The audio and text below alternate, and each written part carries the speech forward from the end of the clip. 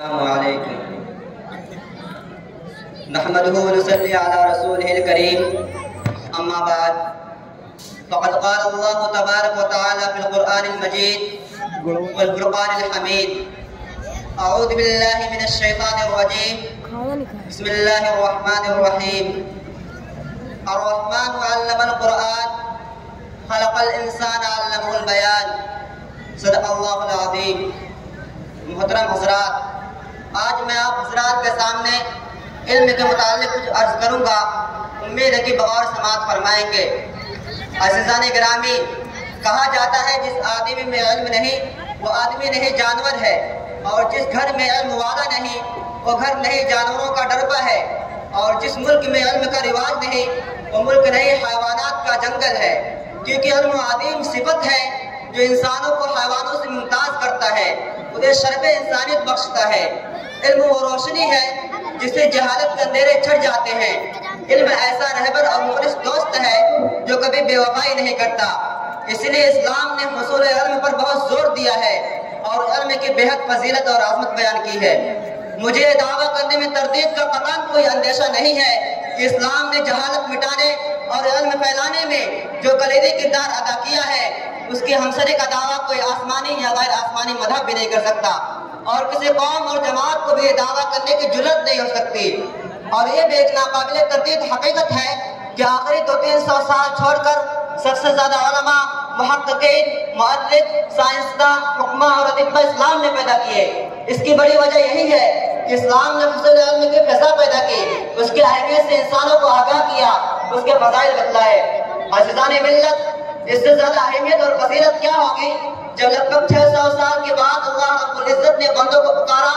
اور سید الرسول صلی اللہ علیہ وسلم پر وحی کے نزول کا آغاز ہوا، تو سب سے پہلا اعلان جو عالم انسان کے سامنے کیا گیا وہ پڑھنے پڑھانے اور سیکھنے سکھانے کے بارے میں تھا۔ حالانکہ عالم کے حالات کے پیش نظر پہلا اعلان توحید کا بھی ہو سکتا تھا، کیونکہ بت پرستی اور شرک عام تھا۔ پہلا اعلان رسالت کا بھی ہو سکتا تھا، کیونکہ خالق اور مخلوق کا ٹوٹا ہوا رشتہ رسول اللہ صلی اللہ علیہ وسلم کے ذریعے جڑ سکتا تھا۔ پہلا اعلان انسان کے حقوق کا بھی ہو سکتا تھا، کیونکہ قتل و قتال اور جوڑ تعدی کا دورہ تھا۔ پہلا اعلان عورت کے حقوق کا بھی ہو سکتا تھا، کیونکہ اس کے حقوق پامال ہو رہے تھے۔ عزیزان گرامی، پہلا اعلان عبد اللہ بھی ہو سکتا تھا، اذکر اللہ بھی ہو سکتا تھا، اشکر اللہ بھی ہو سکتا تھا، اصبروا وصابروا بھی ہو سکتا تھا، بلغوا وجاہدوا بھی ہو سکتا تھا۔ مگر سننے والے سن لیں اور جاننے والے جان لیں کہ جہالت کے گھٹا ڈوب اندھیروں اور امیت کے لق و دق صحرا میں قرآن کا سب سے پہلا اعلان علم کی عظمت اور ضرورت کا اعلان تھا۔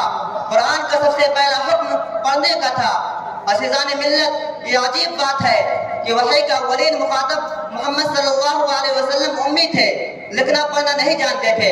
آپ صلی اللہ علیہ وسلم اگرچہ لکھنا پڑھنا نہیں جانتے تھے، لیکن چونکہ علم کی فضیلت لکھنے لکھانے اور پڑھنے پڑھانے کی عظمت اور اہمیت ظاہر کرنی تھی اور یہ بتانا تھا کہ اب وقت آ گیا ہے کہ علم سینوں سے سفینوں میں منتقل ہو جائے، اس لیے آپ صلی اللہ علیہ وسلم کو امی ہونے کے باوجود پڑھنے کا حکم دیا گیا۔ اس کے ساتھ ساتھ یہ بھی بتا دیا گیا کہ اب ساحروں اور کاہنوں کا دورہ ختم ہو گیا۔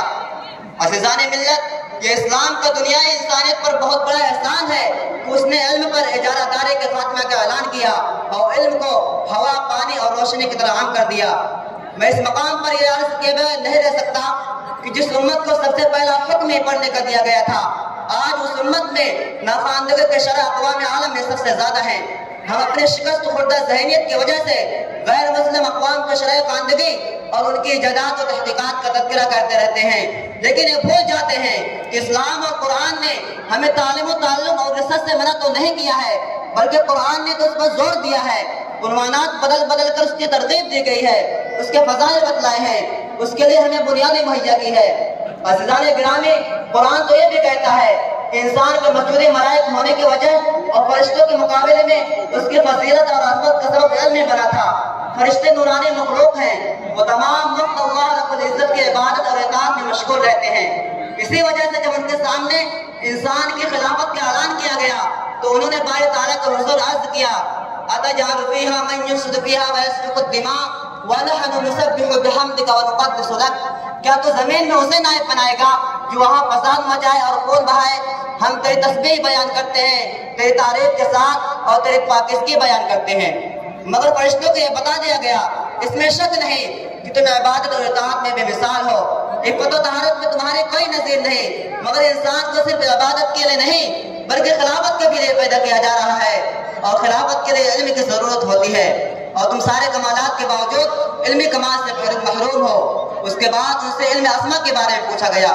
جب وہ جواب نہ دے سکے تو فوراً سمجھ گئے کہ واقعی ہم تو صرف عبادت ہی کر سکتے ہیں، خلیفہ بننے کے لیے ہمارے پاس جو ضروری صفت ہے یعنی علم وہ تو ہے ہی نہیں۔ وقت کی قلت میں جس میں اپنی بات ختم کرتا ہوں،